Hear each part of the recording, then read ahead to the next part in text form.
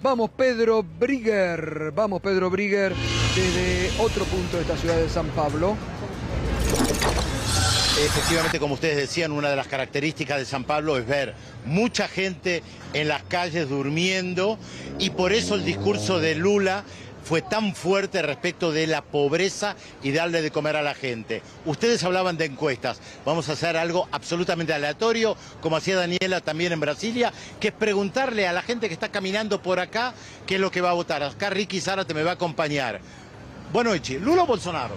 Bolsonaro. ¿Por qué? Que sí. Bueno, acá, porque sí. Lula Bolsonaro, directamente Bolsonaro, porque sí. Vamos a seguir preguntándole. Ahora, ahí vamos a ver a otra gente que se está acercando. Buenas noches. ¿Lula o Bolsonaro? Oi? O Domingo, ¿Lula o Bolsonaro? Ah, Lula. ¿Por qué? Eu simplesmente odeio Bolsonaro. Bueno, porque no quiero Bolsonaro, está bien. Acá ya. Buenas noches. Pero Domingo, ¿Lula o Bolsonaro? Yo no voy a hablar No va a hablar alguien para la televisión argentina. ¿Es Vou usted? hablar sobre Não isso. sei, No sabe. Ainda no sabe. tô indeciso. Indeciso. ¿Y usted no quiere hablar? Sé, mas não vou hablar. Bien, ¿alguien no quiere hablar? Perfecto.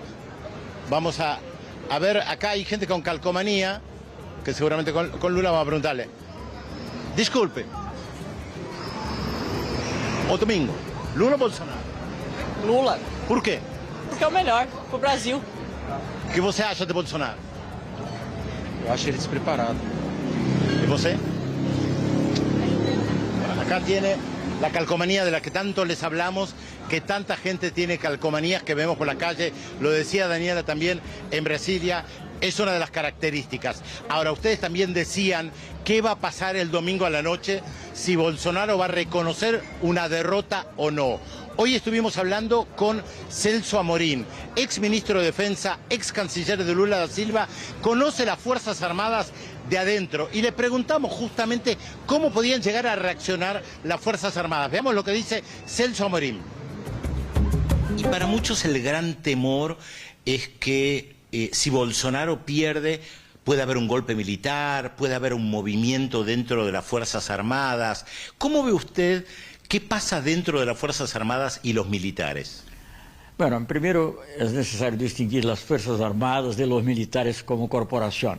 No, los militares como corporación puede ser que muchos sean bolsonaristas, que les guste, etc. Las Fuerzas Armadas, lo que cuenta realmente es lo que piensa el alto mando militar, en las tres, pero sobre todo en el ejército para efectos políticos.